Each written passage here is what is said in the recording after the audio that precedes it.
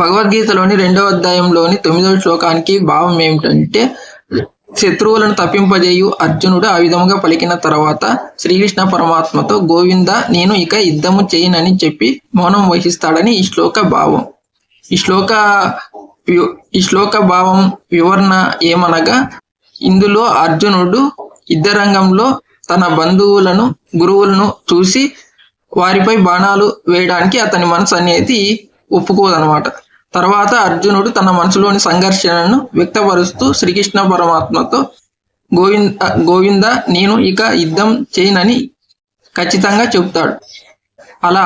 ఇది అతని మానసిక వేదనకు పరాకాష్ఠని మనం అర్థం చేసుకోవచ్చు. అలా చెప్పిన తర్వాత అర్జునుడు అలా శ్రీకృష్ణ పరమాత్మతో నేను యుద్ధం చేయనని చెప్పిన తర్వాత అర్జునుడు మౌనం వహిస్తాడు.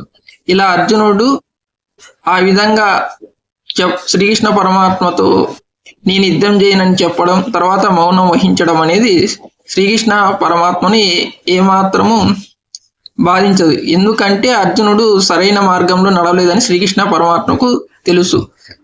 కాబట్టి అర్జున్ని సరైన మార్గంలో నడిపించడానికి శ్రీకృష్ణ పరమాత్మ సిద్ధమవుతాడు. ఈ శ్లోకం తర్వాతే శ్రీకృష్ణ పరమాత్మ అర్జునునికి జ్ఞానబోధ చేయడం మొదలు పెడతాడు. ఈ శ్లోక భావం ఏమిటంటే, ఈ శ్లోకంలో అర్జునుడు అంటే శత్రువులను తప్పింపజేయు అర్జునుడు ఆ విధముగా పలికిన తర్వాత శ్రీకృష్ణ పరమాత్మతో గోవింద నేను ఇక యుద్ధం చేయనని చెప్పి ఈ శ్లోకంలో మౌనం వహిస్తాడు అని ఈ శ్లోక భావం.